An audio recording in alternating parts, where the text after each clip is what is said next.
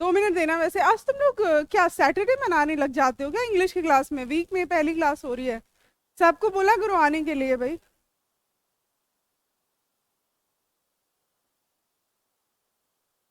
Hmm.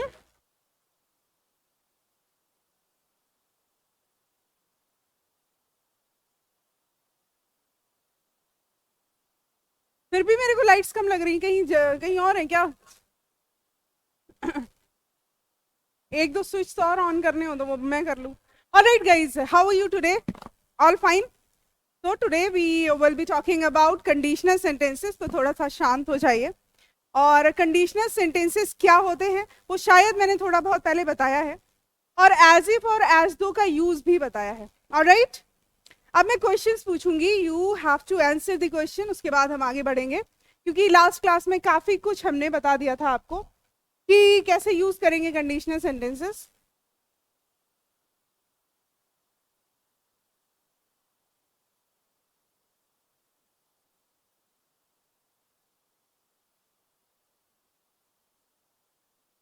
For example if you से he works as if he is a skilled worker,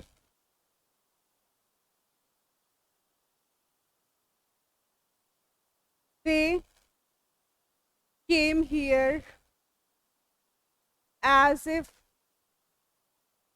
I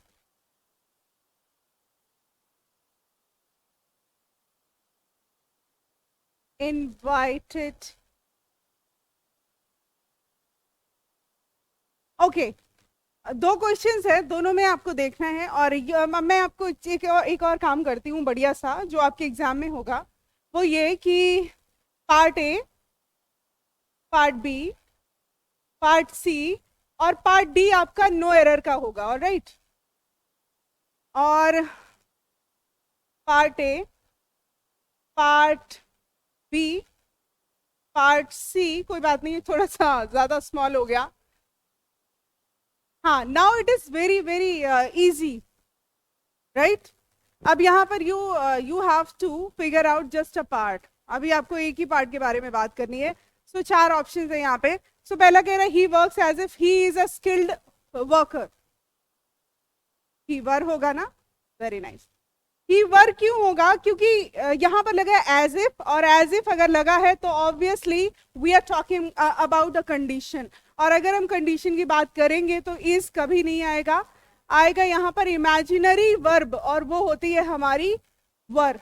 अगर यहाँ पर is M R को change करने को आता तो वो वर होता, लेकिन अगर कोई वर्ब होती, मेन वर्ब, एक्शन वर्ब होती, तो हम उसको पास्ट इंडेफिनिट में चेंज कर देते। फॉर एग्जाम्पल होता कि he works as if he know me, he knows में ऐसा लिखा होता तो हम उसको ही न्यू मी कर देते। मतलब यहाँ पर टेंस जो है वो पास्ट इंडेफिनिट ही लगेगा, कहने का मतलब है पास्ट इंडेफिनिट आएगा।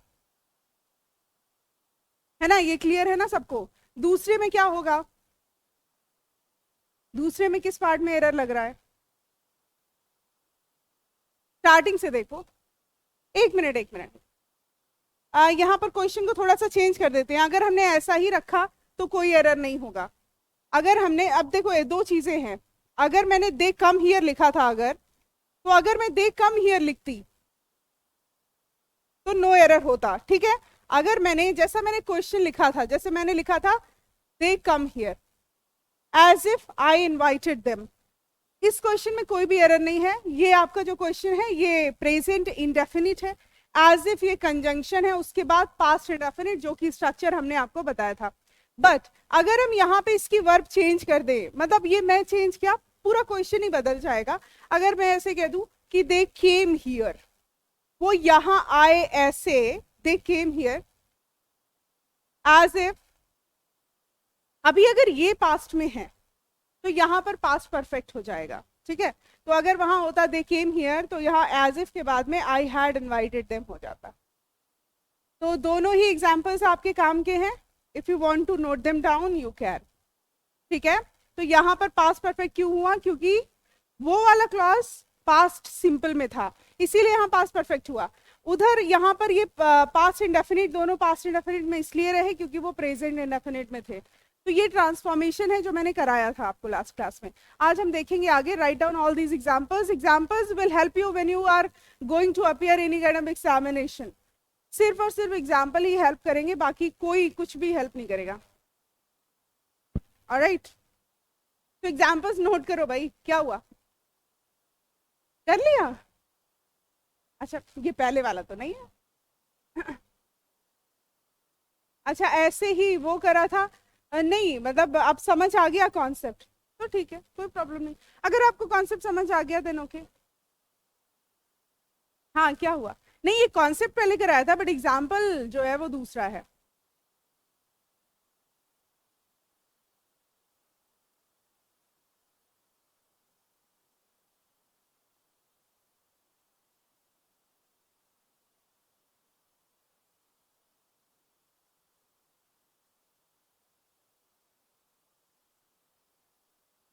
आज आपका एक ही क्लास होगा इसके बाद में जीएस का, राइट? आज मैथ्स है। वैसे नहीं होता ना सैटरडे? सैटरडे जीएस रहता है। आज अच्छा, जीएस नहीं होती है।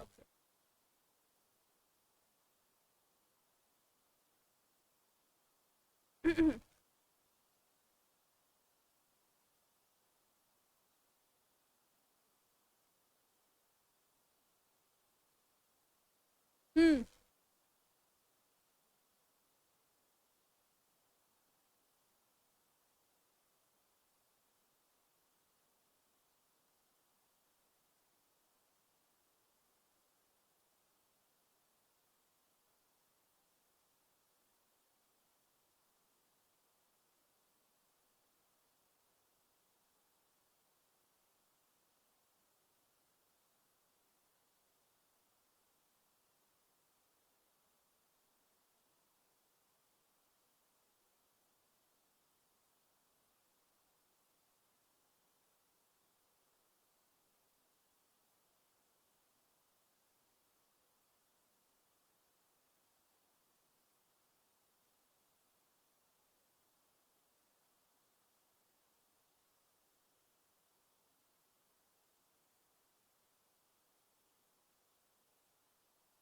लाइव तो नहीं चल रहा है?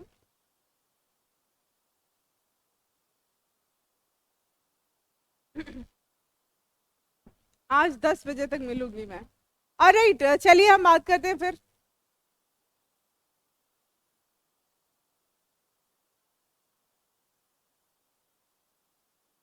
कंडीशनल सेंटेंसेस जब भी हम पढ़ते हैं तो हमें उसमें क्लॉजेस अलग अलग दिखाई देते हैं। आपने देखा होगा जब भी हम कंडीशनल सेंटेंसेस पढ़ते हैं तो वो कुछ इस तरीके का बनता है, जैसे ये नीचे लिखा हुआ है कि I shall call you if I organise the party.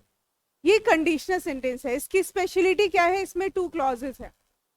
कोई भी कंडीशनल सेंटेंसेस अगर बनाएंगे तो कभी वो सिंगल क्लॉज से नहीं बन सकता। You understand what clause is? Clause is a part of a sentence, ठीक है? क्लॉज का मतलब होता है सेंटेंस का पार्ट होना। कोई भी कंडीशनल सेंटेंसेस हमेशा सिंगल क्लॉज से नहीं बनता, उसमें दो या दो से ज्यादा क्लॉजेस होने ही चाहिए। जैसे इसमें एक क्लॉज ये है, एक क्लॉज ये है, ठीक है? Clause number 1, clause number 2। आप ऐसे क्लॉज नंबर 1, क्लॉज नंबर 2 ऐसा कुछ नहीं है। आप इसको भी क्लॉज नंबर 1, क्लॉज नंबर 2 बोल सकते हैं। There is nothing like that. But ये हमें समझना है कि इसमें क्लॉजेस कह क्या रहे हैं, उसके बिहाफ पे हम डिसाइड करेंगे कि कौन सा क्लॉज मेन है और कौन सा मेन नहीं है। इसका मतलब जो मेन नहीं है उसको हम सब क्लॉज भी बोलते हैं। ऑलराइट, सो यहाँ पर 2 क्लॉजेस की अगर हम बात करें तो इसमें लिखा है आई शैल कॉल यू, मैं तुम्हें कॉल करूंगी, बिल्कुल करूंगी मैं। आई शैल कॉल यू, ये सेंटेंस ऐसा नहीं लग रहा कि खुद में पूरा है, इसको किसी और सेंटेंस की जरूरत नहीं है। तो जो बात खुद में पूरी है उसको हम मेन क्लॉज बोलते हैं। ऑलराइट, ये हो जाएगा हमारा मेन क्लॉज। ये खुद में पूरी है ना भाई? देखो मैंने कोई बात आपसे बोली, आप कहोगे मैम तो अधूरी बात बोलती है लेकिन मैंने पूरी बोली। अगर आपको मेरी बात अधूरी लगी तो मैं इफ क्लॉज या सब क्लॉज वाली बात बोलूंगी। अगर मेरी बात पूरी हो गई तो मेन क्लॉज हो गई। तो जनरली जो हम कॉन्वर्जेशन करते हैं उसमें हमें ये चीज याद रखनी है कि हमें ना मेन क्लॉज जो है मतलब समझना है इन बातों को। अच्छा, अब ये क्लॉज इसकी हिंदी अगर मैं बताऊं, so it says if I organise the party, अगर मैं पार्टी ऑर्गेनाइज करता हूं या करती हूं तो मैं तुम्हें बुलाऊंगी। तो देखो ये तो अपने आप में मेन क्लॉज है, इसीलिए अकेला बोलो किसी के साथ बोलो ये मेन ही रहेगा। लेकिन अगर इसको सिर्फ इतना बोलो कि अगर मैं पार्टी ऑर्गेनाइज करती हूं, तो फिर आप लोग वेट करोगे कि आगे क्या होने वाला है। समझ रहे हो ना? मैंने कहा देखो सारे ध्यान से सुनो, अगर मैंने पार्टी की तो, अब तुम लोग बैठ गए कि आगे क्या बोलने वाले, फिर मैंने खत्म कर दी बात, मैंने कहा कुछ नहीं, तो तुम लोग कहोगे पागल टीचर है, आधी बात बोली, आधी का हम वेट कर रहे हैं। नहीं, वैसे मानते तो तुम लोग अभी भी हो, वो बात अलग है कि कहते नहीं हो। तो आधी बोली आधी का वेट कर रहे हैं, तो इसका मतलब जो आधी बात है वो इफ क्लॉज है ना? इसके कई सारे नाम है इफ क्लॉज, देखो इफ बना हुआ है इसलिए भी इफ क्लॉज बोलते हैं, लेकिन इसका नाम भी इफ क्लॉज है। आप इसको सब क्लॉज भी बोल सकते हैं। सब क्लॉज का मतलब होता है सबऑर्डिनेटिंग क्लॉज। अच्छा, सब क्लॉज बोलने का भी अलग ही तमाशा है। सब क्लॉज इसको इसलिए बोलते हैं क्योंकि सबऑर्डिनेटिंग कंजंक्शन से बना होता है। ये जो इफ है ये एक कंजंक्शन है जिसको सबऑर्डिनेटिंग कंजंक्शन बोलते हैं, इसीलिए इसको हम सब क्लॉज के नाम से जानते हैं। सो क्या हो गया, इसको सब क्लॉज बोल दिया, इसको एक और नाम दे दिया हमने इफ क्लॉज। ठीक है, दो नाम हो गए। तीसरा एक और नाम इसका ले दिया हमने डिपेंडेंट क्लॉज। डिपेंडेंट मतलब ये निर्भर है दूसरों पर, जैसे हम डिपेंडेंट है ना किसी पे, आप लोग हैं, आप लोग हैं, तो आप लोग इफ क्लॉज हुए। नहीं मतलब अभी तो है ना, जब तक आप पैसे नहीं कमाते। मनी इज एवरीथिंग ना? Is money everything? ओके। नहीं, मुझे लगा तुम लोग फिलोसफर हो, तुम लोग कहोगे नहीं नहीं नहीं नहीं नहीं, पैसा ऐसी, ऐसा कुछ पैसा जरूरी नहीं है, प्यार जरूरी है। तो प्यार भी क्या मिलेगा जब पैसा नहीं होगा? क्या कहते हो? और फिलोसफर भाई, पैसा, ये देखो। Okay everybody. अच्छा, इसका मतलब तुम लोग अभी ग्रोन अप्स हो, मतलब अभी तो बच्चे नहीं रहे। बच्चे कहते हैं हमें तो प्यार चाहिए भाई। हमें सिंगल पसंद नहीं। अबे सिंगल तो तभी हो कि पैसा नहीं है कि नहीं? हाँ, तुम बात कर लो पहले। अगर अभी पैसा होता तो क्या सिंगल होते? हाँ, मतलब 2.5 लाख की अगर स्कूटर, वो क्या कहते, 2.5 लाख की बाइक पर अगर तुम निकल रहे होते, 4-5 लड़कियां तो तुम्हें रास्ते में प्रपोज कर देती। होता है क्या ऐसा? ऐसा नहीं होता। निकले हो? बता दो ऐसे ऐसे जो रोज 2.5 लाख की बाइक पे घूम रहे हैं और कोई प्रपोज नहीं कर रही है या मिल नहीं रही है। तो सीरियसली मैं व्हाट आई वांट टू से कि सब क्लॉज वो है जो डिपेंडेंट है, ठीक है, जो निर्भर है, इसको हम इफ क्लॉज भी बोलते हैं और सब क्लॉज भी बोलते हैं। अब जैसे, अब ढेरों एग्जांपल्स अपनी लाइफ के बना लो। जैसे इफ आई कम हियर, अगर आप मैंने कहा अगर तुम क्लास में आओगे तो मैं तुम्हें इंग्लिश पढ़ाऊंगी। If you come to the class I will teach you English. अगर तुम पैसे कमाओगे तो मैं तुमसे शादी करूंगी। नहीं मतलब I am not talking about my thing, I am already married. तो मैंने कहा कि if you make money she will marry you, ठीक है, या फिर ही विल मैरी यू, मतलब in both of the cases both are equal here. So कहने का मतलब है, और सेंटेंसेस मैंने बनाए, जैसे अगर तुम ये पेन मुझे दे दोगे तो मैं लिख सकूंगी। If you give me your pen I can write. Okay, so there are so many examples that we can start with if, जो कि हमारे इफ क्लॉजेस से बन सकते हैं। आवाज ठीक है या फिर मैं मतलब थोड़ा धीमे बोलूं तो चलेगा क्या?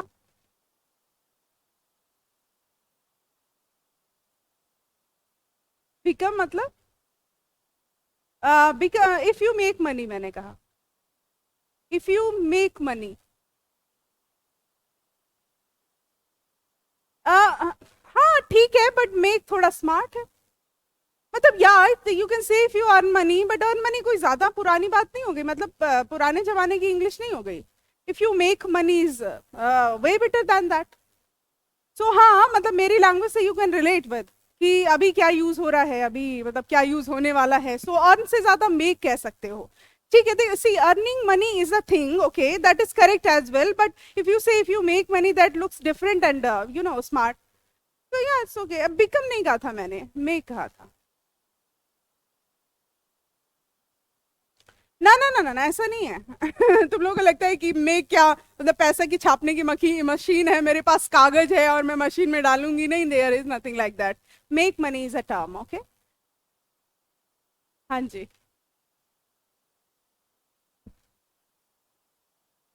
हाँ। यस। एग्जैक्टली। हाँ, कोई नहीं पूछता, exactly that is the thing. या इफ यू, हाँ, if you earn money, if you save money, if you make money, everybody will call you 70 times, right? Yeah, that's true. Okay, ये point समझ आया सबको कि इफ क्लॉज क्या होता है? क्लियर है यहां तक सारे? अच्छा, तो इस पे तो अब हम जैसे आगे ये देखेंगे कि जो इफ के भाई बहन है, भाई बहन से मेरा मतलब ये है कि जो काम इफ का है ये और भी कंजंक्शंस का काम है। मतलब जैसे हमने इफ को तौला है, आई मीन जैसे मैंने इफ को यूज किया है, there are so many conjunctions जो इफ जैसे ही यूज होने वाले हैं। वो कौन से हैं? तो इफ के केस में इफ के साथ और कौन कौन से कंजंक्शंस यूज हो सकते हैं वो मैं यहाँ पर लिख देती हूँ एक बार।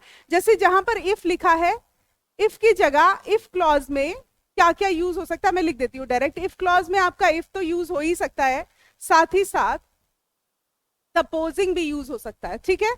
अगर इफ को हटा के हम सपोजिंग लिख दे तो भी आपका सेंस सेम रहेगा। अगर हम सपोजिंग को हटा के प्रोवाइडेड लिख दें तो भी आपका सेंस सेम ही रहेगा, ठीक है। अनटिल या अनलेस लिख दे, अनटिल या अनलेस, तो भी सेंटेंस सेम ही रहेगा। एज लॉन्ग एज लिख दे, एज लॉन्ग एज, तब भी सेंटेंस सेम ही रहेगा। As long as soon as, ठीक है। I have change the colour just because the background, ठीक है। ये जो कंजंक्शंस हैं इनके, इसके अलावा अगर हम कहीं व्हेन लिख दें, व्हेन, ये नोट कर लेना सारी चीजें, तो भी आपका जो स्ट्रक्चर है वो सेम ही रहेगा। इफ के लिए सारी चीजें आ सकती है, ठीक है। If, supposing, provided, until, unless, as long as soon as, when, ठीक है। इन सारे केसेस में आप यही मतलब ये समझो कि ये इफ की जगह पर आ सकते हैं, ठीक है। ये सारे जो भी वर्ड्स लिखे आप कहोगे ये है क्या? तो ये सबऑर्डिनेटिंग कंजंक्शंस हैं, इनको हम बोलते हैं सब ऑर्डिनेटिंग कंजंक्शंस। अब देखो एक चीज और यहां पर आप लोग याद रखो, आपका यहां पर कंजंक्शंस भी थोड़ा थोड़ा प्रिपेयर्ड है। मतलब ये जो चीजें हैं दोबारा आपको कंजंक्शन के टॉपिक में भी मिलेंगी। हाँ, तो ये आपके इफ क्लॉज के भाई बहन हो गए। तो अगर मैंने कहा कि अच्छा इफ क्लॉज बनाने के लिए अगर मैं यहाँ लिख दूं supposing I organise the party, तो इसका मीनिंग सेम ही रहेगा। सपोजिंग लिखो, सपोज लिखो, the meaning will remain the same. Like if you say supposing I organise the party, that is okay. But अगर एग्जाम में सपोजिंग और इफ दोनों आ गए तो गलत हो जाएगा। आपको एक ही कंजंक्शन चूज करना है, राइट? ओके, कोई क्वेश्चन बन रहा है तो पूछ लो। क्लियर हुआ ना बच्चे? गर्ल्स आउट देयर, हाँ तो वहीं पे गलत होगा, वो गलत होगा पार्ट। अगर अगर सपोजिंग और इफ दोनों लिख दिए, या अनटिल और अनलेस दोनों लिख दिए, या प्रोवाइडेड और, मतलब ये जो कंजंक्शंस है ना इनको नहीं यूज कर सकते। हाँ, लेकिन एक चीज मैं बता दूं, अनटिल एंड अनलेस ये एक अलग फ्रेज है, इसको यूज कर सकते हैं। सम पीपल से अनटिल एंड अनलेस, तो वो गलत नहीं होता, उसका मीनिंग मैं बाद में बताऊंगी, that is a different case. हाँ, बताओ क्या प्रॉब्लम? समझ आ रहा है कुछ? क्लियर हो रहा है तुम्हें? हो रहा है तुम्हें? तो हो रहा है। नहीं मतलब मैं अज्यूम कर रही हूँ। गर्ल्स बहुत मतलब गर्ल्स बहुत सिंसियर दिख रही हैं, कैन यू सी दैट? मैं एक पेड बैच पढ़ाती हूँ और उसमें करीब 500-600 बच्चे हैं। तो जब भी मैं इंग्लिश का क्लास लेती हूँ तो जनरली गर्ल्स ज़्यादा कॉन्वर्जेशन करती हैं। तो एक ही मात्र ऐसा बैच है जिसमें बॉयज इंटरेस्टेड है। क्या? नेचुरल है, मतलब वो जन्म से सीख के आती हैं। तुम ही लोग हो जो अलग अलग करते हो लड़के लड़कियों को।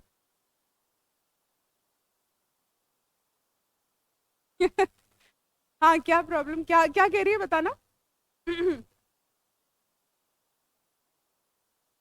Alright, clear.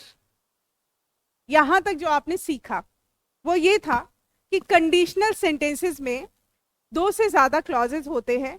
एक क्लॉज को हम मेन क्लॉज और एक क्लॉज को हम सब क्लॉज बोलते हैं। अब ये जो क्लॉजेज हैं जैसे मैंने लिखे हैं, जरूरी नहीं कि इसी ऑर्डर में लिखे लग जाएं, कभी कभी ये क्लॉज उधर वो क्लॉज इधर भी आ सकता है। इट डिपेंड्स कि आप सेंटेंस को कैसे बोल रहे हैं, इसमें कोई भी गलती नहीं है। अगर मैं ऐसे बोलूं कि if I organise the party I shall call you, तब भी ठीक है। If I say I shall call you if I organise the party, तब भी ठीक है। तो ये मैंने आपको बताया। इसके अलावा मैंने एक चीज और बताई, जो आपका सबऑर्डिनेटिंग कंजंक्शन है इसमें इफ लगा हुआ है, राइट। तो इफ के और भी अगर और भी कुछ लगा दो तो भी यही चीज आएगी, मतलब इसी तरीके से सेंटेंस बनेगा। और इसमें हम आपको ये वाला पार्ट इतना स्पेसिफिकली इसीलिए बता रहे हैं क्योंकि जिसमें if supposing provided until unless आएगा, इस वाले क्लॉज में कभी भी आप विल शैल और वुड का यूज नहीं कर सकते। नेवर क्या यूज नहीं कर सकते? विल शैल और वुड, इसका यूज नहीं कर सकते। ये इंपॉर्टेंट पॉइंट है, इसी पे आपके क्वेश्चंस बनते हैं, ठीक है। तो इस पॉइंट को मैं थोड़ा सा और अंडरलाइन करके आपको बताती हूँ so that you could write down, और जब क्वेश्चन आए तो आप उसको यहां पर सीख पाए कि ऐसा काम नहीं करेंगे कभी। जैसे मान लो मैंने कह दिया if I will organise the party, तो मैं सबसे बड़ी पागल होंगी क्योंकि आई के मैंने इफ क्लॉज में आई विल बोल दिया, मतलब विल या शैल या शुड वुड का यूज कर दिया। हाँ यही तीनों है, इसके अलावा और कोई जिम्मेदार नहीं है। और तो आ सकती हैं वर्ब्स, बट ये नहीं आएंगी। मतलब if you say supposing I will, तो वहीं पर गलत हो गए। सपोजिंग ही विल, ये सब गलत होता है, ठीक है। सेकेंड क्लॉज में इसे कोई मतलब नहीं है, आप बस इतना समझो कि इफ क्लॉज में नहीं आना चाहिए, जिसके साथ ये कंजंक्शंस लगाएंगे उस वाले क्लॉज में नहीं आना चाहिए, ठीक है। इसमें सेकेंड फर्स्ट वाला कोई केस ही नहीं है क्योंकि क्लॉजेस को आप इसको पहले लिख दो तो वो पहले बन जाएगा। तो अगर इफ क्लॉज आया है जिसमें सपोजिंग है, प्रोवाइडेड है और उसमें विल शैल और वुड का यूज हुआ है, तो that would be incorrect, completely incorrect. इसी पर क्वेश्चंस आते हैं एग्जाम में। Alright, done, okay. अब देखो यहां पर ये तो इतना तो क्लियर हो गया, आपको सारी चीजें नोट डाउन भी कर ली होंगी। एक चीज और है, अनटिल और अनलेस जो है ना, ये इनमें ना होता है, मतलब इनका मतलब होता है जब तक नहीं। तो जब भी सेंटेंस बनाएंगे तो इस चीज का ख्याल रखेंगे कि अनटिल और अनलेस वाले क्लॉज में नॉट का यूज नहीं हो सकता, क्योंकि इनके साथ नॉट लगा हुआ है। मतलब आप ऐसा नहीं कह सकते until you do not come here, क्योंकि इसका मतलब हो जाएगा जब तक तुम नहीं नहीं आते हो। तो दो बार नहीं नहीं नहीं बोलना है, ठीक है। सो until you come here is okay, until you do not come here. लोग बहुत गलती करते हैं, मतलब मेरे तो कान में जो है दिक्कत हो जाती है, लोग लगातार ऐसे बोलते रहे until and unless you will not do this. अब बताओ, इतनी सारी गलतियां एक सेंटेंस में कर दी, सामने वाले को हार्ट अटैक आने लगता है, बिल्कुल। तो it happens, take it very carefully, क्योंकि ऐसे क्वेश्चंस आपके आएंगे। राइट डाउन और उसके बाद में जंप करती हूँ, हो गया। I am gonna change it क्योंकि ये इरेज हो जाएगा, ये मतलब लिखा नहीं रहेगा, ये पीपीटी है। और राइट, यहाँ पर आपको क्या करना है, इसको बाद में करेंगे। एक काम करते हैं, यहाँ पे आते हैं, नहीं यहाँ पे भी बाद में ही आएंगे, यहाँ पे आते हैं। अच्छा, ये जो है इसमें वही चीज लिखी है जो मैंने आपको बताई है अभी। अगर किसी भी सेंटेंस में इफ है, सपोजिंग है, प्रोवाइडेड है, इन केस है, इन केस थोड़ा और एक्स्ट्रा आ गया, एज लॉन्ग है, एज वेल एज है, as soon as है, until unless है, after before है। मतलब अगर ये कंजंक्शंस लिखे हुए हैं तो सबऑर्डिनेटिंग कंजंक्शन है। अब आपको रूल नंबर 1 कंडीशनल का क्या होता है उससे मैं आपको इंटरेक्ट कराती हूं, तो वो आएगा बोर्ड पर।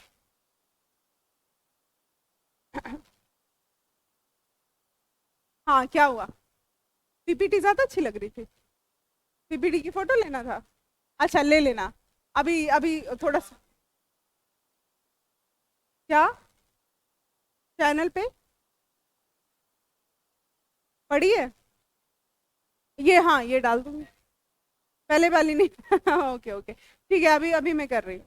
अभी अभी अभी ये पीपीटी डायरेक्ट मैं अभी शेयर कर दे रही हूँ, मेरे फोन में ही है। हाँ देखो, टाइप, अब देखो कंडीशनल के 3 टाइप्स होते हैं कंडीशनल सेंटेंस के, तो हम सबसे पहले टाइप 1 के बारे में बात करेंगे। अब देखो, अगर आपका इफ क्लॉज, जो अभी हमने इफ क्लॉज बताया है, आपके माइंड में तुरंत आ जाना चाहिए।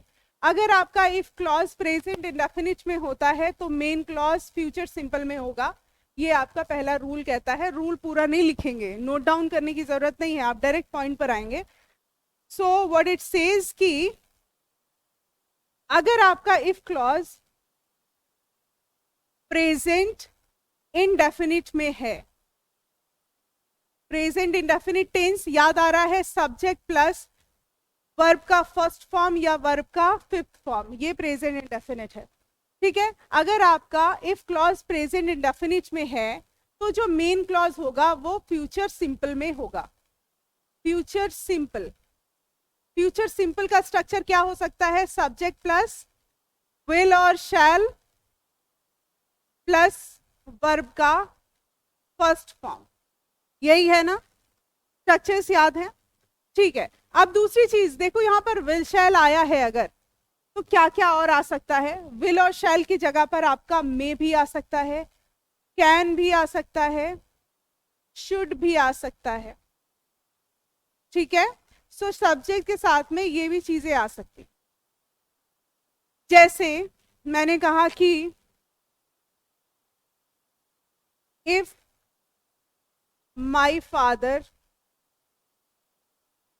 Helps me I can, can भी हो सकता है, शैल भी हो सकता है, विल भी हो सकता है,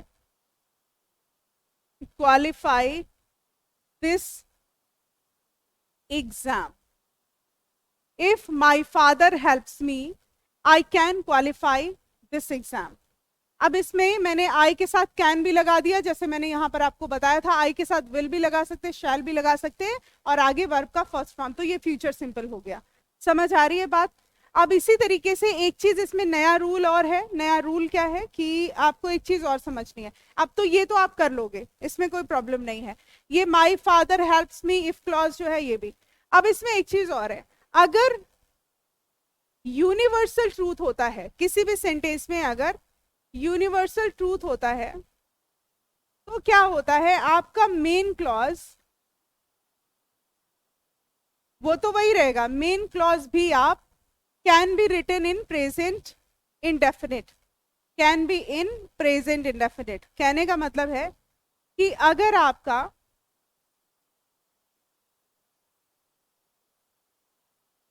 अगर कोई यूनिवर्सल ट्रूथ समझते हैं ना, अगर उससे कोई कंडीशन बने तो वो आप प्रेजेंट इंडेफिनिट टेंस में ही लिख सकते हैं। अब यूनिवर्सल ट्रूथ क्या होगा, जैसे जो चीज बदलती नहीं है, जैसे मैंने कहा कि कुछ अच्छी सी बात, अगर मैंने कहा if you mix blue and yellow तो ग्रीन कलर बनेगा, यही ग्रीन ही बनेगा। तो मैंने कहा if you mix blue and yellow, blue and yellow से ग्रीन बनेगा, एवरीवन इज क्लियर क्या? हाँ, वही यूनिवर्सल ट्रूथ है ना। ऐसा तो है नहीं कि ब्लैक एंड व्हाइट से आप पिंक कलर बना दोगे, so it is a universal truth. तो जैसे मैंने कहा इफ यू मिक्स, और भी बताऊंगी मैं, वेट, इफ यू मिक्स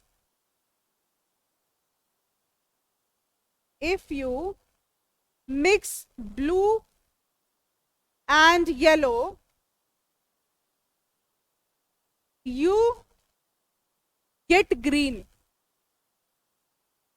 अच्छा, यू वुड गेट ग्रीन या यू विल गेट ग्रीन कहना जरूरी नहीं है, यूनिवर्सल ट्रूथ है।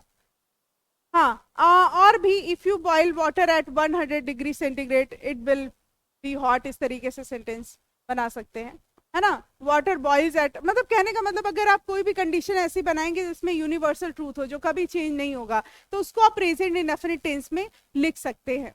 ठीक है, और कोई यूनिवर्सल ट्रूथ अगर तुम लोगों के दिमाग में आ रहा हो, अगर ऐसा करोगे तो ऐसा होगा, जो कभी बदलता नहीं है। हिंदी में बता दो, इंग्लिश में क्या, इंग्लिश में तो मैं बनाने के लिए बैठी। हाँ if you count, if you multiply, नहीं मल्टीप्लाई नहीं करते हैं, इफ यू ऐड, मल्टीप्लाई भी कर सकते हैं। अगर कोई सेंटेंस बनाया if you multiply 2 and 2 it will be, in both conditions it happens. Okay, so ये भी एक यूनिवर्सल ट्रूथ है। तो कोई भी चीज जो बदलती नहीं है, that is universal truth, will be written in present indefinite simply. Okay, so ये हो गया। अब इसी तरीके से कभी कभी क्या होता है कि प्रेजेंट इंडेफिनिट की जगह हम प्रेजेंट परफेक्ट टेंस भी पूछ देते हैं। एक चीज ये भी याद रखना, जैसे ये प्रेजेंट इंडेफिनिट है क्लॉज, हाँ, if we count the hours, मतलब इसको कंडीशन में लाना है, we get 24। Alright, so present indefinite subject verb का, इसके एक ये देखो, इसका एक रूल ये भी है कि कभी कभी इसमें प्रेजेंट परफेक्ट टेंस भी आ जाता है। तो प्रेजेंट परफेक्ट का स्ट्रक्चर क्या होता है? Subject plus have plus third form of the verb. तो भी यही स्ट्रक्चर रहेगा, तो भी यही सारी चीजें रहेंगी, क्योंकि प्रेजेंट परफेक्ट टेंस से आपका मेन क्लॉज चेंज नहीं होगा। जब तक वो सेंटेंस पास्ट में नहीं जाता तब तक आपका यही स्ट्रक्चर रहेगा। इसको टाइप 1 कंडीशनल या फिर आप इनको ओपन क्लॉजेस बोलते हैं, इनको ओपन सेंटेंसेस भी बोलते हैं। टाइप 1 को हम ओपन क्लॉज भी बोलते हैं। अच्छा, ओपन सेंटेंसेस का मतलब कुछ नहीं है, बेसिकली ऐसे एक्शंस का होना पॉसिबल होता है, बट अभी हम सेकेंड और थर्ड कंडीशनल पढ़ेंगे ना, वो टोटली इमेजिनेशन होता है, उनका होना पॉसिबल नहीं होता। ये तो हो सकता है कि अगर तुम ऐसा काम करते हो तो ऐसा होगा, अगर मेरे पिता मेरी मदद करते हैं तो मैं ये बन जाऊंगी, इस तरीके से। तो ये टाइप 1 कंडीशनल है। टाइप 2 पर अगर हम आए तो इसी में थोड़ा सा चेंजेस होंगे, आप इसको नोट कर लीजिए इंपॉर्टेंटली। हाँ, मैं आपको पीडीएफ अपने टेलीग्राम पे कर देती हूँ, जिसके पास नहीं है वो एक दूसरे से कलेक्ट कर ले।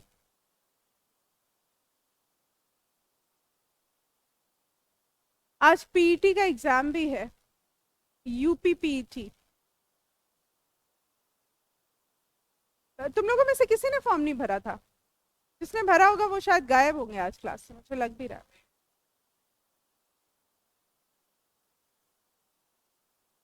अच्छा, नहीं एक्चुअली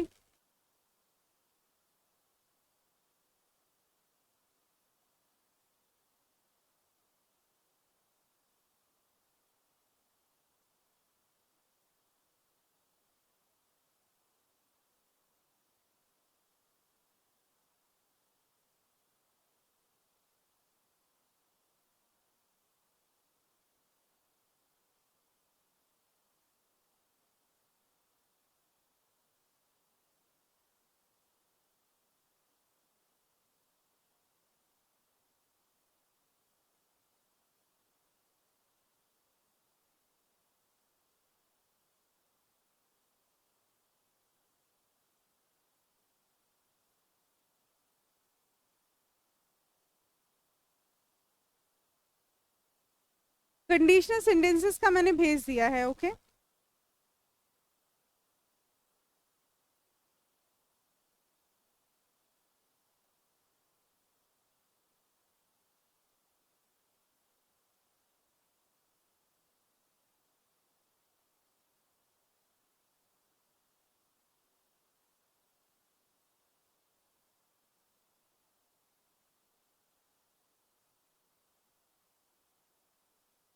हाँ, कौन सा पार्ट? सेकेंड वाला। मैं कह रही हूँ कि अगर कभी यूनिवर्सल ट्रूथ आए, यूनिवर्सल ट्रूथ मतलब सच्चाई कोई भी जो बदलती नहीं है, तो दोनों को हम प्रेजेंट इंडेफिनिट टेंस में लिख सकते हैं, ये वाला क्लॉज भी, ये वाला क्लॉज भी। ये क्लॉज होते हैं सेंटेंसेस के पार्ट्स। अब जैसे वैसे नहीं लिख सकते थे, इस वाले में ये फ्यूचर सिंपल हो जाता, इसमें हम लिख सकते हैं क्योंकि यूनिवर्सल ट्रूथ है इसीलिए हमने लिख दिया। बस यही रीजन है, बाकी और कोई रीजन नहीं है। कोई भी यूनिवर्स, अभी जब क्वेश्चंस आएंगे तो you will definitely solve it out, ठीक है। ओके, आगे बढ़ते हैं। अब देखो इसमें क्या है, अब जरा ध्यान से यहाँ पे देखना। इफ क्लॉज हमारा प्रेजेंट इंडेफिनिट में था, अगर हम इसी को पास्ट में लिख दें तो हमारा ये वाला क्लॉज में भी जो है विल शैल को वुड और कुड में कन्वर्ट कर देंगे। अगर हम उसको पास्ट में कर दें तो दूसरे क्लॉज में हम यही करने वाले हैं। तो ये तो हो गया टाइप 1 कंडीशनल। टाइप 2 पे हम क्या करेंगे कि अगर हमारा इफ क्लॉज, देखो अगर इफ क्लॉज जो है ना, इससे क्वेश्चंस बहुत आते हैं, ये वाले मतलब इस वाले पार्ट से आपके एसएससी के एग्जाम में क्वेश्चंस बहुत आते हैं अलग अलग तरीके से। अगर हमारा इफ क्लॉज पास्ट इंडेफिनिट में हो, पास्ट इंडेफिनिट का मतलब समझ रहे हो क्या है? टेंस। बताते रहो यार, तुम लोग क्या कर रहे हो? पास्ट इंडेफिनिट का स्ट्रक्चर याद है? सब्जेक्ट के साथ वर्ब का सेकंड फॉर्म, ठीक है ना, सब्जेक्ट प्लस इफ। अब इसके बाद कोई स्ट्रक्चर क्या है? पहले सब्जेक्ट, उसके बाद वर्ब का सेकंड फॉर्म, ये हो गया पास्ट। तो अगर आपका इफ क्लॉज पास्ट इंडेफिनिट में है तो मेन क्लॉज जो है वो, मेन क्लॉज का जो स्ट्रक्चर होगा वो क्या होगा? मेन क्लॉज का स्ट्रक्चर हो जाएगा subject plus would, could, would लगाओ या कुड लगाओ, उसके बाद वर्ब का फर्स्ट फॉर्म, ये हो जाएगा, ठीक है। अच्छा, वुड कुड भी लगा सकते हो, माइट भी लगा सकते हो। वुड कुड माइट, ये तीनों चीजें लगा सकते हो। अब उसी सेंटेंस को हम चेंज कर देंगे, इफ माई फादर हेल्प्ड मी, देखो मैंने पास्ट में कर दिया उसी सेंटेंस को, if my father helped me I would qualify this exam, I would qualify this exam. हम एक वो बना के चलते हैं चेन, सो दैट आप उसको रिलेट कर पाए। सो उसमें क्या था, इसमें क्या है, उसमें इफ क्लॉज प्रेजेंट इंडेफिनिट में था, इसमें इफ क्लॉज पास्ट इंडेफिनिट में है। इसको हम बोलते हैं type 2 conditional semi close.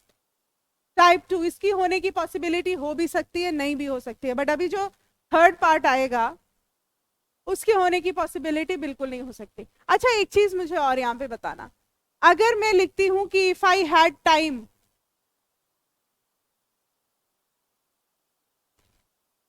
I would call you, क्या ये सेंटेंस सही है?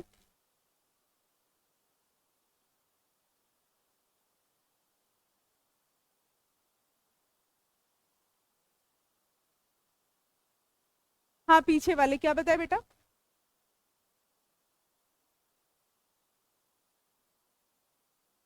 वेरी नाइस मतलब I am very happy by inside.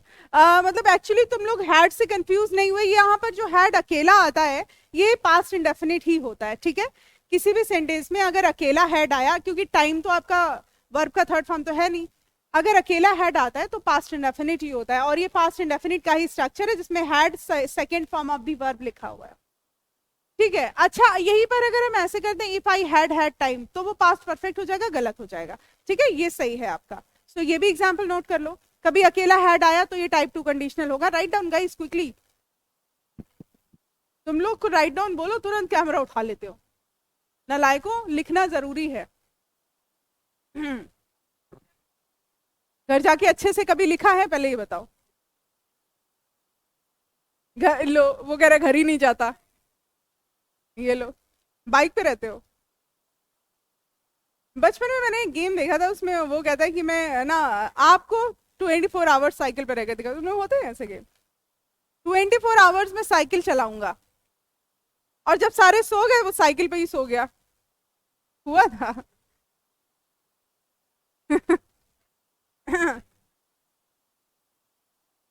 Magic देखा है तुम लोगों ने कभी? मैजिक पे बिलीव करते हो? What magic is? पानी पे चलना, सिक्का से पता नहीं क्या क्या बना देना।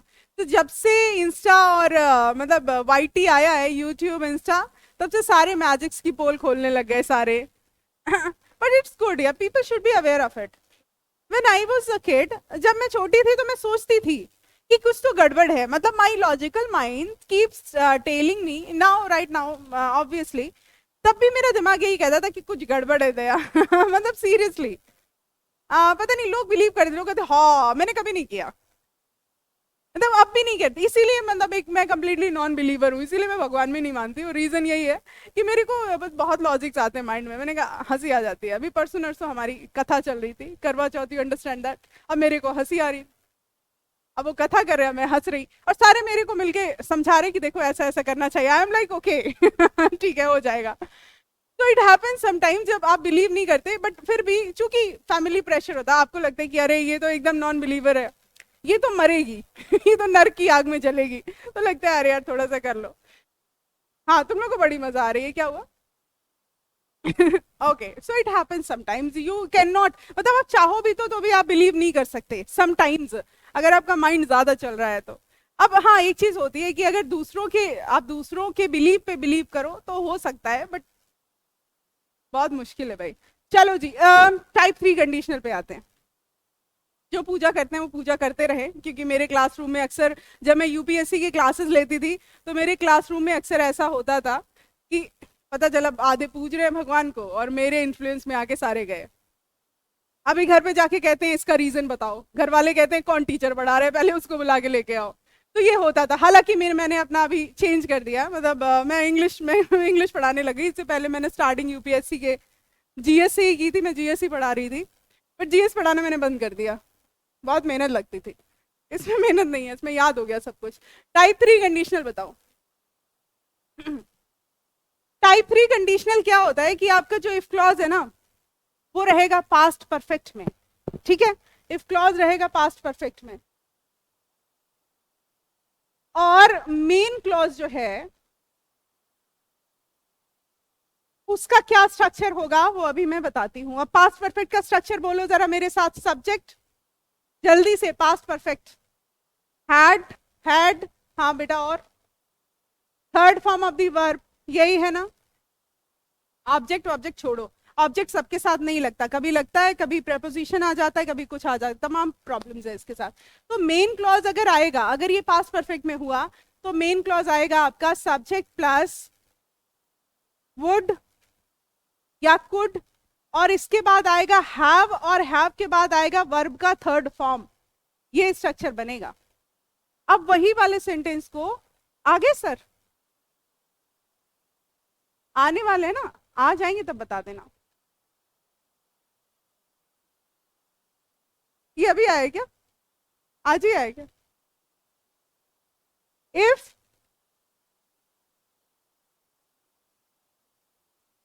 अब if he had helped, if he had helped, अब यहां पर अगर उसने मदद नहीं, इफ माई फादर से बनाया था तो वहीं से बनाएंगे। If my father, if my father had helped me, I would have,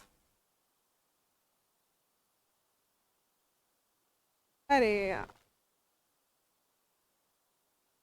I would have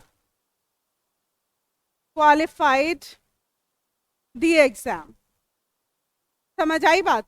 अब वहां पर ये पास परफेक्ट कर दिया और यहां पर आपका इस ये वाला स्ट्रक्चर कर दिया। तो ये स्ट्रक्चर जैसा ये है, वुड ले लिया, हैव ले लिया, वर्ब का थर्ड फॉर्म ले लिया, वुड हैव आया, वर्ब का थर्ड फॉर्म आया, ठीक है ना। तो ये वैसा ही जैसा आपने मैंने पहले बनाया था उसका ये आगे मैंने बढ़ा के आपको उसी की चेन बना दी। तो ये समझ आ गया। अच्छा, आप एक चीज और याद रखो इसमें, जब भी हम ये वाला टेंस लिखते हैं तो इसको एग्जाम में दो तरीके से पूछा जाता है। जैसे लिखा है if my father had helped मी, तो हो सकता है इस एग्जाम में इसी को अलग तरीके से लिख दें। इसको ऐसे भी लिखा जाता है, हैड को पहले लिख देते हैं, जैसे ऐसे हैड माई फादर हेल्प्ड मी, तो ये सेम बात है। ये मत समझो कि ये इंटेरोगेटिव है। जब दो क्लॉजेज आएंगे, देखो अगर इंटेरोगेटिव होता तो इंटेरोगेटिव मार्क लगता, प्लस दो क्लॉजेज नहीं आते। लेकिन अगर ये ऐसा लिखा जाएगा हैड माई फादर हेल्प्ड मी, तो ये और वो दोनों चीजें इक्वल होंगी, ठीक है। ये भी यही है, मतलब इसको भी आप इफ क्लॉज ही बोलेंगे। इफ क्लॉज लिखने का तरीका है ये, इसको हम इन्वर्जन वे बोलते हैं। इसको बोलते हैं कि पढ़ा मतलब लिखने का इन्वर्जन वे। इन्वर्जन आपने पढ़े होंगे, धीरे धीरे आ जाएंगे वो, ठीक है। तो had my father helped me या if my father had helped me, दोनों का मतलब सेम है। ये बहुत ही मतलब ये जब एग्जाम में आता है ना तो आप फंस जाते हो, आपके तो ये क्या है, ये तो इंटेरोगेटिव, बट ये इंटेरोगेटिव कैसे है जब दो क्लॉजेस होते। देखो एग्जाम में इंटेरोगेटिव होता तो ये क्वेश्चन मार्क लगता, अब ये क्वेश्चन मार्क तो लगेगा नहीं। तो जब ये क्वेश्चन मार्क नहीं लगेगा तो ऑब्वियसली ये आपका कंडीशनल सेंटेंस है। ये बात सबको समझ आएगा इस गर्ल्स? हाँ वही तो मैं कह रही हूँ कि इसको लिखने का ये भी तरीका है। इफ नहीं, इफ की जगह पर हमने यहाँ पे हेल्पिंग वर्ब दे दी और ये तरीका है इन्वर्जन। हाँ, इफ लगाए बिना, मतलब कहने का, मेरा कहने का मतलब ये है कि ये जो क्लॉज आपका लिखा हुआ है if my father had helped मी, इसको हम ऐसे भी कह सकते हैं had my father helped me.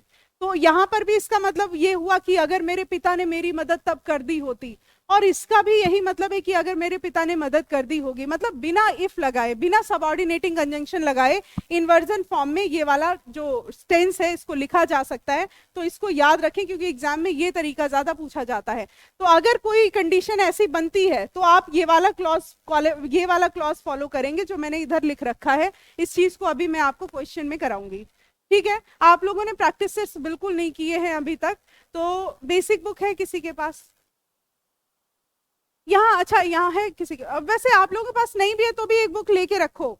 Market में बहुत सारी बेसिक बुक्स हैं, बहुत सारे टीचर्स ने लिख रखी है ना। अशोक कुमार सिंह की बुक्स बहुत अच्छी है? इसके अलावा और भी राइटर्स हैं। वैसे बुक तो लूसेंट की भी अच्छी है, बट मुझे अशोक कुमार की बुक्स जो है ब्रिटिश इंग्लिश वाली, specially Hindi to English, Hindi में है बुक, आप लोग हिंदी में ले लो।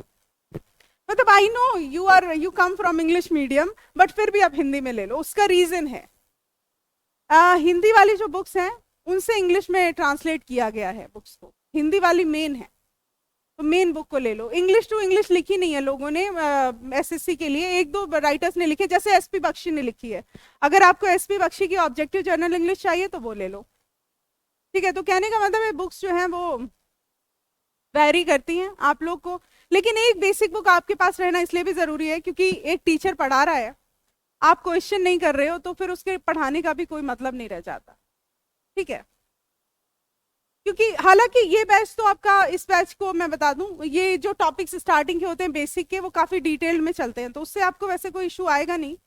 इन केस आपके दिमाग में कोई क्वेश्चन फंस गया जो नहीं सॉल्व हो रहा है, क्योंकि अगर मैंने पढ़ाया तो वो क्वेश्चन सॉल्व जरूर होगा, एग्जाम में जरूर मिलेगा, क्योंकि कई सालों से ये चल रहा है ये सब चीजें, और वही ट्रेडिशनल वे है, कोई बदलता नहीं, सबके सब वहीं पे।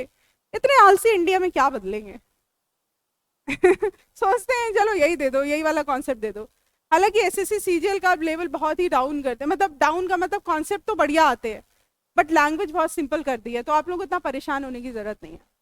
हाँ, ये हो गया टाइप 3 कंडीशनल, क्लियर, समझ आ गया, तीनों टाइप समझ आ गए। अच्छा, तो अब आते हैं, एक मिनट, चलो जी अब बताओ इस वाले में विल और वुड में से क्या आएगा। इफ क्लॉज जिस टेंस में होगा सोच समझ के बताना, वरना मार खाओगे। तलवार टंगी है,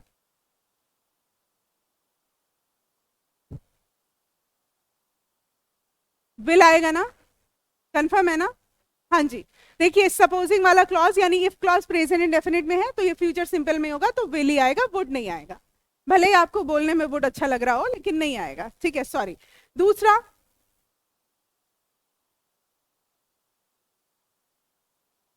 exactly, if we burn ice it melts होगा, क्योंकि ये बर्न तो पास्ट में हो गया, पास्ट तो आएगा ही नहीं। हाँ, अंटिल ही कम्स होगा या ही डज नॉट कम होगा। अंटिल के केस में मैंने कहा नॉट आएगा ही नहीं, अंटिल ही कम्स हो जाएगा, डज नॉट कम नहीं होगा, ठीक है। अब बताना, ये तो हो गया आपका गलती बताओ किस पार्ट में है और क्या है, सब कुछ आपको पता है, बस सोचना है। अरे पहले देखो तो पूरा ध्यान से, हाँ बताओ, सी में क्या गलती, हाँ हाँ बताओ बताओ बताओ, सी में, सी में क्या गलती है?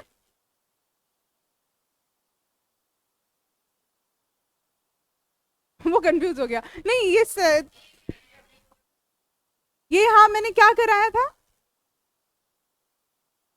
इफ के साथ, इफ के साथ, देखो मैं बताती हूँ, मैं नहीं, ये जो है अभी मैंने कराया था जो, उस मैं वही बता रही हूँ। आपका जो पहले स्टार्टिंग में सेंटेंस पढ़ो, यहाँ पे लिखा है सपोजिंग और इफ, हाँ सपोजिंग और इफ एक साथ नहीं आता, पहले तो यही गलती हो गई, पहले तो पहले ही क्लॉज में गलती हो गई। सर आ गए, अच्छा ठीक है आ रही हूँ। सपोजिंग के साथ इफ आया तो हमने इसको एक ही कंजंक्शन लगाएंगे। अब दूसरी बात, इसको ये सुनो सुनो इधर, अब देखो ये इफ क्लॉज हो गया, अगर ये पास्ट इंडेफिनिट में आता है, टाइप 2 कंडीशनल है ये, ठीक है, अगर ये पास्ट इंडेफिनिट में आता है तो जो हमारा दूसरा क्लॉज होता है उसमें वुड और कुड और माइट ये सब चीजें आ सकती हैं, ये मैंने अभी बताया था। अब मैंने ये बताया था तो इसीलिए ये वाला पार्ट सही है, इस वाले पार्ट में गलती है, ठीक है, ओके। सो यहां पर एक चीज देखना जरा, मैंने ये बताया था वो वाला, ठीक है। अच्छा ठीक है, टाइम हो गया है, मतलब टाइम तो मैं थोड़ा लेट हो गई थी आज, आज मेरा एक क्लास नहीं है सुबह वाला। सो हम मिलते हैं, अब मैंने आपको पीडीएफ टेलीग्राम पर सेंड कर दिया है, अगर किसी के पास है तो वो देख लो, उसमें क्वेश्चंस है, मैं नेक्स्ट क्लास में आऊंगी मंडे को, तो वो क्वेश्चंस मैं आपको कराऊंगी, ठीक है। और अपार्ट फ्रॉम दैट आप लोग वोकैबुलरी की कोई भी बेसिक बुक लेके एंटोनिम सिनोनिम्स खुद से भी पढ़िए, I will ask them later. Previous year papers ले लीजिए, प्रीवियस ईयर पेपर्स से जो भी क्वेश्चंस हो वो जरूर जरूर सॉल्व कर लीजिए। Okay, see you.